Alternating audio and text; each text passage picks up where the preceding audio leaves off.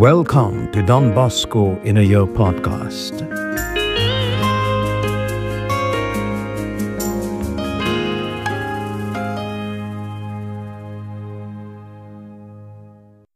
Day 78. Don Bosco as Spiritual Guide for the Young. Rules for Christian Living for the Young. Don Bosco's memoirs hint at his drawing up a set of regulations for the oratory from the first year the work settled at Waldoco.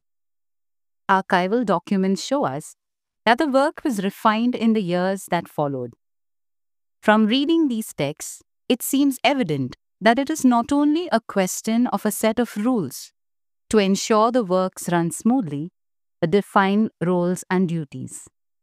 Right at the heart of these documents, Don Bosco puts some substantial pointers, revealing the prevalently formative purpose of his works, shaping them as true educational and pastoral projects. Here, we offer you the chapters from which emerge the spiritual nature of the Christian life program he is offering the young. From the regulations of the Oratory of St. Francis de Sales for non-residents. Behavior outside the oratory. Remember, boys, that keeping holy Sundays and other feasts brings you the Lord's blessing on everything you do during the week. But there are still things you need to do. Other things you need to avoid, especially outside the oratory. Try not to leave your morning and evening prayers every day. Spend some time in meditation, or at least a little bit of spiritual reading. Attend Mass if your work allows you to. Do not pass a church, cross, or holy image without doffing your hat.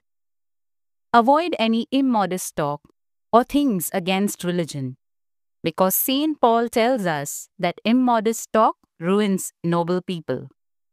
You should all keep well away from night shows. Avoid cafes, gambling, and other dangerous places like that. Do not make friends with boys who have been sent away from the oratory and who speak badly of their supervisors or try to keep you away from doing your duty. Confession and Communion. Be convinced, my young friends, that the two best ways of being upright and on the road to heaven are the sacraments of confession and communion.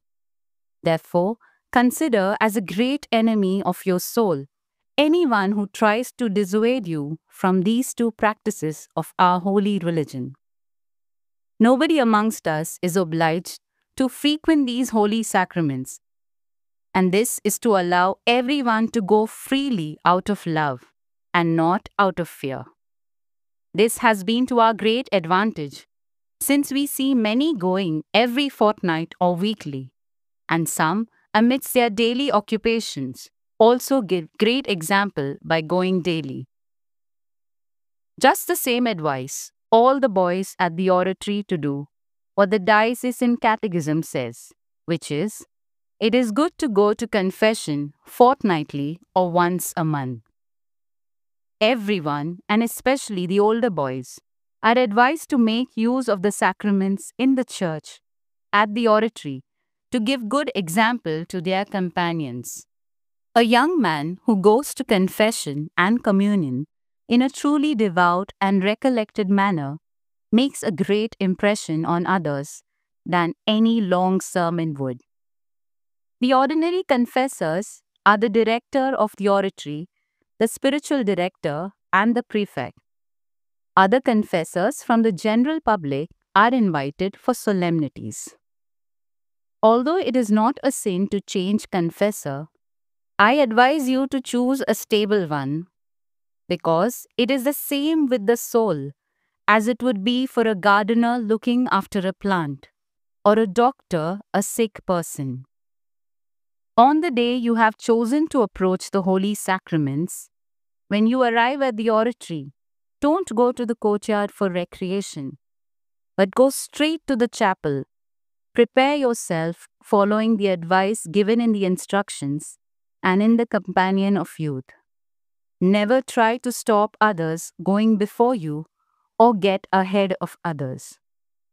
The confessor is the friend of your soul, and therefore I recommend that you have full confidence in him.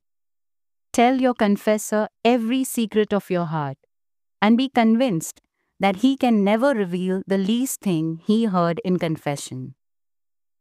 When you have finished your confession, remain on your own and make your thanksgiving in the same state of recollection. If you have the consent of your confessor, prepare to go to Holy Communion. After communion, spend at least a quarter of an hour making your thanksgiving. It would be a serious lack of reverence if, after just a few minutes, you were to leave the church or begin laughing and chatting, spitting or looking around the church. Between one confession and another, remember the advice your confessor has given you and try to put it into practice. Another thing regarding communion is this. Once you have made your thanksgiving, always ask the Lord for the grace to be ready to receive Holy Viaticum before you die. Thank you for joining us today on this journey to know Don Bosco. May these reflections deepen our faith, guide us closer to God each day, and hope to see you all tomorrow. Till then, keep seeking, keep praying, keep growing.